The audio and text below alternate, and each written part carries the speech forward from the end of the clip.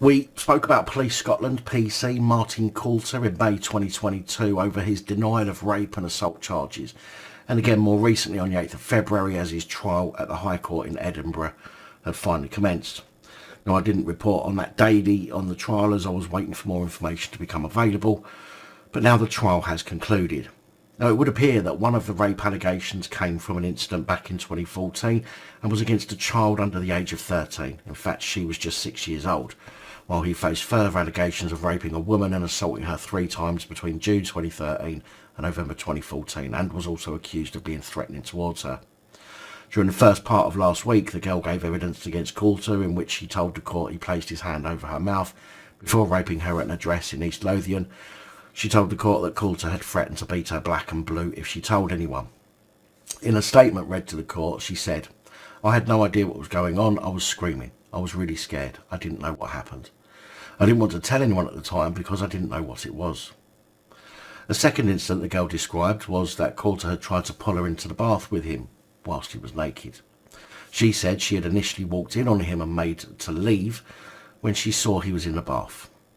Her statement said he told her, "No, wait, stay and come in with me." But she said, "I said no because I was 7, getting asked to go in a bath with a fully grown man." The girl was accused, Coulter, of touching her vagina on several occasions in late 2014. At the midweek sitting at the High Court in Edinburgh, the court heard from another child who said she hid in a cupboard due to Coulter's threatening behaviour. She also said she had heard him throwing another child against a radiator and hitting a woman's head on a kitchen cabinet in late 2014. During Wednesday's session, the court heard how the girl said in a recorded interview that Coulter said he would kill her mother if she told anyone. Coulter's brief asked the girl if that was the reason she never told her mother what was happening. The girl replied, "I never told anyone. I felt like it was just what I had to deal with, and I couldn't tell anyone because obviously I didn't want my mum dead, and I didn't want to get into trouble because obviously he was a policeman and he was in the army." Later that day, Coulter was given a chance to give evidence himself, in which he said that the rape and assault of the woman in the summer of 2013 was untrue. The court were told that from the 6th to 21st of September 2013, Coulter was in Hampshire taking part in military police training. The woman had accused him of raping her in a second incident at his then home after he wanted to celebrate news of his posting to Afghanistan. Coulter said it could not have happened, and that it was only after a period of the attack that he learnt he was to be sent there. On Thursday, the High Court was shown a video of Coulter's police interview from September 2020 after he was arrested for the alleged offences. It was put to him by the prosecution that during his interview he had been laughing, to which he replied, "I'm crying in shock." The court was shown 3 other instances where Coulter appeared to be laughing, where accusations a child and a woman had made about him were being put to him by the police. The prosecution asked him, "What were you doing?" He replied, "I'm laughing in disbelief. I'm in utter shock at the accusations, total bewilderment." The court also heard a police interviewer asking Coulter about occasions where he would get angry and go red in the face with interviewing officers, noting this behaviour through the interview. 36-year-old Coulter had been suspended since the allegations were made against him. He denied all of the allegations and claimed to have been in England at the time of the offences on training. Lady Drummond, who had been hearing the trial, closed the trial on Friday to reconvene Monday this week, where the court heard closing arguments.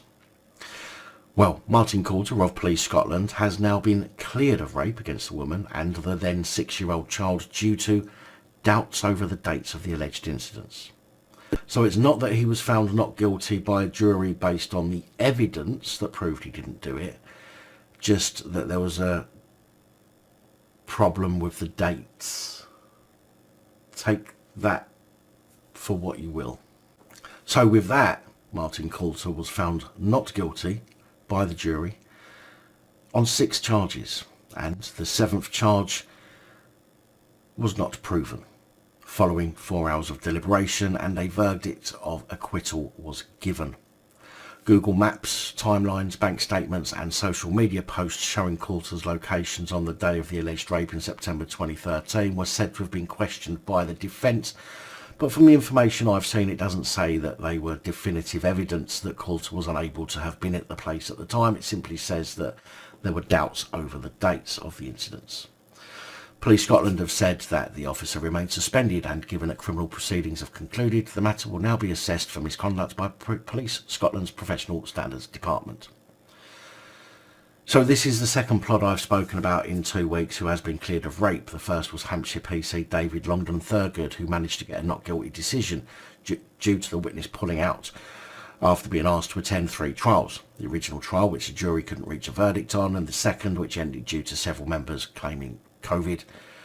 And now this one with Coulter, where it seems he wasn't found not guilty as such, rather he was cleared due to doubts about the dates. Again, I will leave you to draw your own opinions on that, but here on the channel, if we report on a subject, we try to follow it up, even when their subject is found not guilty or has the charges not proven. Or if the witness doesn't turn up to court to give evidence.